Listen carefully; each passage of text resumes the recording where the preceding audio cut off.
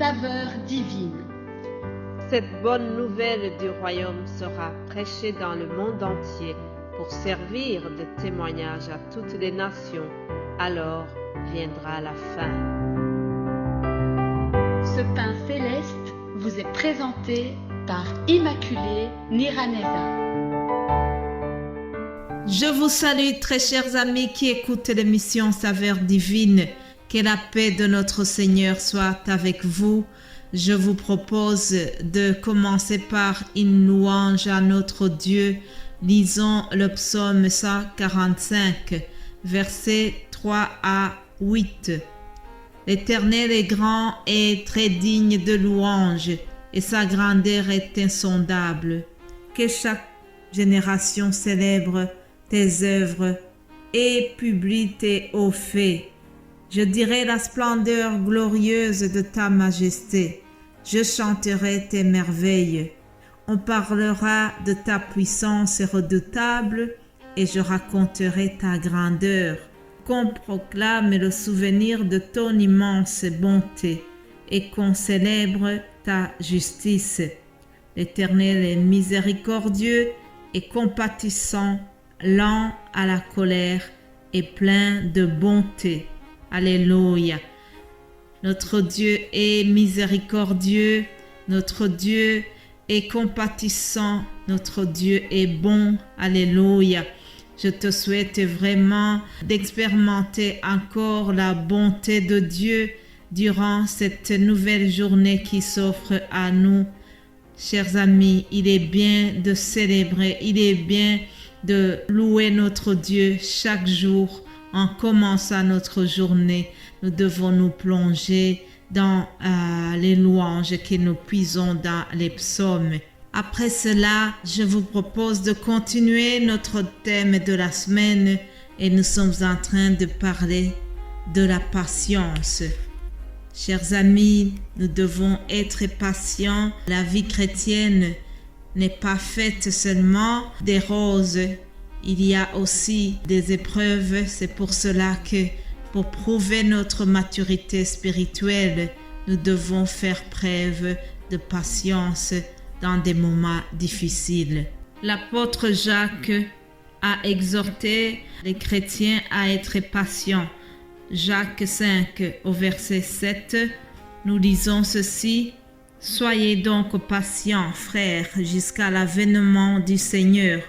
Voici, le laboureur attend le précieux fruit de la terre, prenant patience à son égard, jusqu'à ce qu'il ait reçu les pluies de la première et de l'arrière-saison.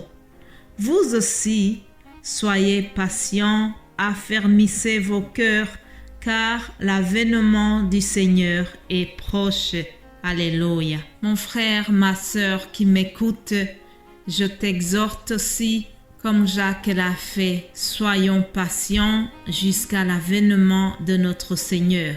C'est le titre de cette vidéo. Jacques s'est adressé aux chrétiens qui étaient dispersés dans différentes régions suite à la persécution, et alors il les a encouragés en leur disant qu'ils devaient être patients jusqu'à l'avènement du Seigneur. En effet, chers amis, Jésus-Christ, lorsqu'il est parti, il nous a dit qu'il est allé nous préparer des places, mais qu'il reviendra nous chercher.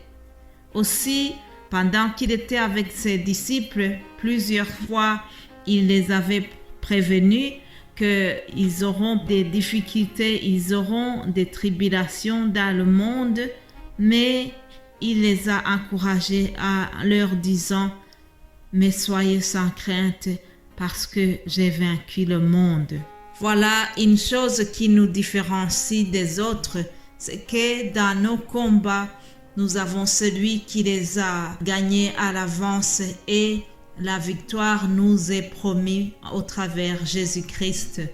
Que ce soit pour les chrétiens de l'époque de Jacques, c'est-à-dire dans les années 40-50 après Jésus-Christ, que ce soit pour les chrétiens de l'année 2023 comme vous et moi, Notre patience est basée sur le fait que nous sommes convaincus que Jésus reviendra, comme il l'a promis.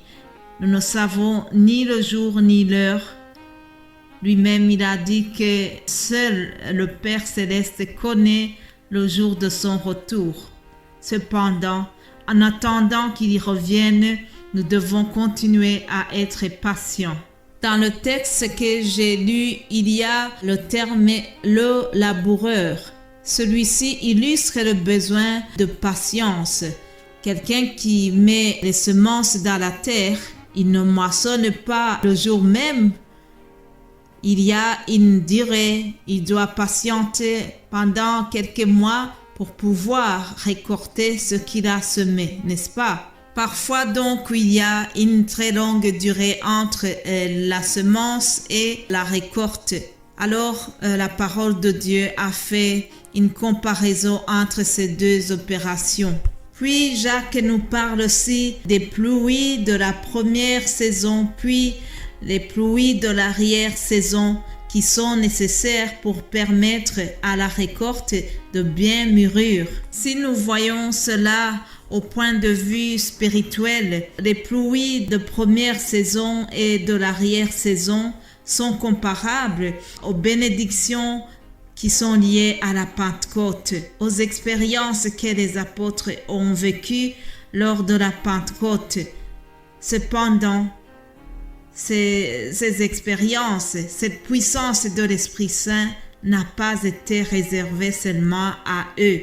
Aujourd'hui aussi, bien avant que Jésus revienne, nous sommes en train de vivre beaucoup d'événements qui nous montrent qu'il y a un réveil, qui nous montrent que le Saint-Esprit agit, opère vraiment d'une manière très puissante.